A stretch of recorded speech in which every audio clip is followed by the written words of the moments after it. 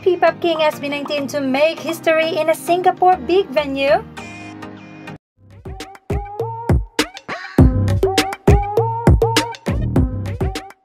The excitement is really building up as 18 Singapore is hinting something big for our P-Pop King SB19. They have posted P-Pop history in the making. Can you guess what's next? It has been raining lately in Singapore, so make sure to stay indoors.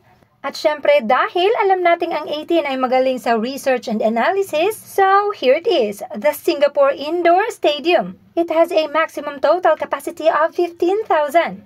Now, we don't know yet if this is for simula at wakas o baka naman may ibang event ang SB19. Malalaman lang natin yan when the time comes.